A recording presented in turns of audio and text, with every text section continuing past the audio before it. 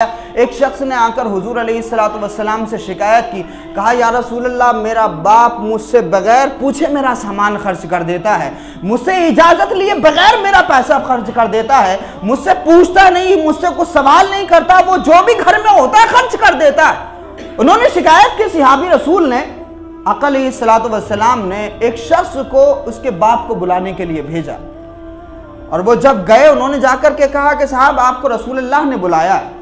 आप ज़रा सोचिए कि ये गलतियां भी इतनी आम हैं कि बच्चे अपने माँ बाप की शिकायत दूसरे रिश्तेदारों से करते हैं। आज के दौर में भी ये गलतियां बहुत हो रही है कि माँ बाप की शिकायत बच्चे अपने रिश्तेदारों से करते हैं और ख़ास तौर से शादी के बाद हालात बड़े बदलते हैं। लेकिन ज़रा सुनिएगा दिल पे हाथ रख के कि जब वो सहाबी गए उनको बुलाने के लिए और उन्होंने पूछा कि क्या हुआ, क्यों बुलाया रसूल अल्लाह ने, तो उन्होंने कहा कि रसूल अल्लाह से आपके बेटे ने शिकायत कर दी।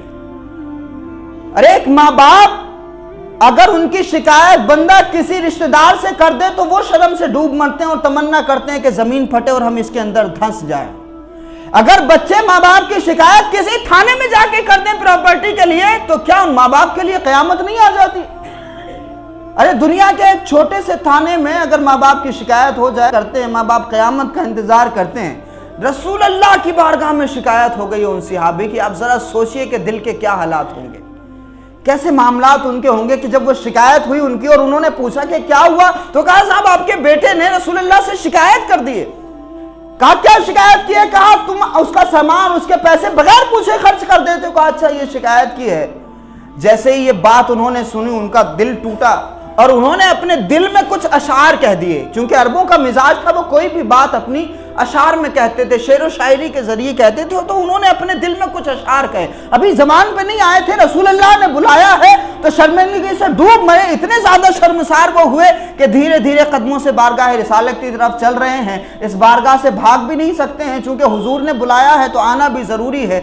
जैसे ही वो शख्स अपने घर से चले, सहाबी अपने घर से चले, ये सहाबी रसूल अल्लाह की बारगाह में पहुंचे। उनके पहुंचने से पहले अल्लाह पाक ने जिब्रील अमीन को भेज दिया और हजरत जिब्रील अमीन हाजिर हुए। उन्होंने कहा या रसूल अल्लाह, ये जो शख्स आ रहा है आप इनका मुद्दा बाद में सुनिएगा, इनका केस बाद में सुनिएगा, लेकिन इन्होंने दिल में जो बातें कही है अभी इन्होंने जबान पर नहीं लाई, इन्होंने अभी किसी से नहीं कही है वो बातें।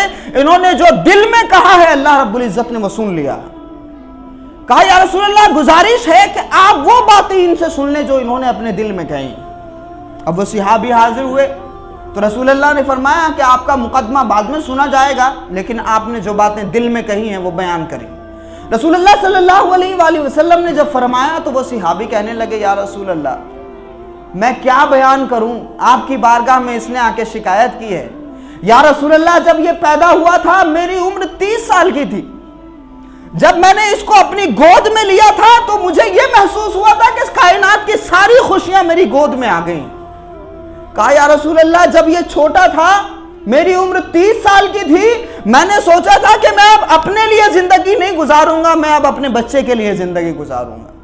मैं उन शेरों का तर्जुमा आपको बयान कर रहा हूं। वो कहते हैं कि या रसूल अल्लाह, जब ये गोद में आया तो मुझे लगा सारी कायनात की खुशियां मेरी गोद में आ गई हैं। या रसूल अल्लाह, जब ये गोद में आया तो मैंने सोचा कि मेरी उम्र अब इसी के लिए वक्फ है, अब मैं अपने लिए जिंदगी नहीं गुजारूंगा, अपने बच्चे के लिए जिंदगी गुजारूंगा। वो कहते हैं या रसूल अल्लाह, ये मेरी उंगली पकड़ के चलता था तो मुझे महसूस होता था कि ये सिर्फ मेरा बेटा नहीं है बल्कि मेरे बुढ़ापे की बैसाखी है, मेरे बुढ़ापे का सहारा है। या रसूल अल्लाह, ये और बड़ा होता रहा, इसकी कमर मजबूत होती रही, मेरी कमर कमजोर होती रही।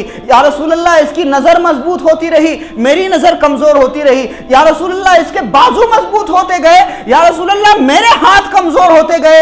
या रसूल अल्लाह, इसकी टांगे मजबूत होती गई, मेरी टांगे कमजोर होती गई। मैं सोचता रहा कि यार मेरा बेटा बड़ा हो रहा है, जिस तरह से मैंने इसको बचपन से लेकर जवानी तक पाला है, जिस तरह से मैंने इसको सहारा दिया है, इसकी जवानी को मजबूत करने के लिए जिस तरह से मैंने कुर्बानियां दी हैं, बुढ़ापे में ये मेरा सहारा बनेगा। वो सहाबी रसूल रोने लगे, आंखों से आंसू जारी हुए। रसूल अल्लाह की आंखों से इस कदर आंसू जारी हुए कि हुजूर की आंखें तर हो गई और वो कहते हैं कि या रसूल अल्लाह, मैं तो ये सोच रहा था कि शायद ये मेरे बुढ़ापे का सहारा बनेगा, इसने उसने तो आकर के आपकी बारगाह में शिकायत कर दी है, या रसूल अल्लाह इससे बड़ी क़यामत मेरे लिए और क्या हो सकती है कि ये मेरा बेटा आपकी बारगाह में आकर शिकायत कर रहा है। रसूल अल्लाह ने उन सहाबी से कहा कि जाओ, तुम्हारा कुछ नहीं है, जो माल तुमने कमाया है वो भी तुम्हारे बाप का है और तुम खुद तुम्हारे बाप के हो, इसलिए इनकी मर्जी है जो चाहे तुम्हारे माल में से खर्च करें। तो जब बच्चे जवान होते हैं तो ये जज्बात होते हैं उनके, फिर वो कैटेगराइज करने लगते हैं, फिर वो तकसीम करने लगते हैं और फिर माँ बाप को वो ये धमकियां देने लगते हैं, इस तरह की बात करते हैं कि तुमने जिंदगी में किया क्या है। नहीं, इस तरह की बात होती है कि आपने अगर कुछ पैसा ज्यादा कमा लिया तो आप ये बात अपने वालिदैन से कहते हैं। अगर आपने अपना पक्का मकान बना लिया, आपके वालिदैन कच्चे मकान में रहते थे, तो अपने वालिदैन के साथ इस तरह की बात करना ये आम है कि तुमने अपनी जिंदगी में किया क्या है। याद रखो कि वो पेड़ की जड़ है, अगर वो जड़ें नहीं होती तो बच्चे भी कहां से वजूद में आते, यानी वो असल है। अगर आज तुमने दुनिया में कोई तरक्की की है तो उसकी जो बुनियादें हैं वो तुम्हारे वालिदैन।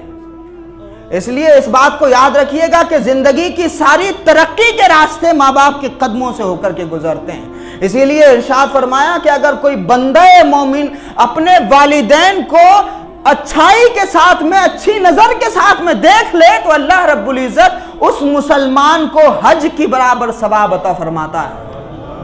तो इसलिए कभी अपने वालिदैन को नाराज मत करिए। जब ये वालिदैन का दिल टूटता है तो अल्लाह और उसके रसूल नाराज होते हैं।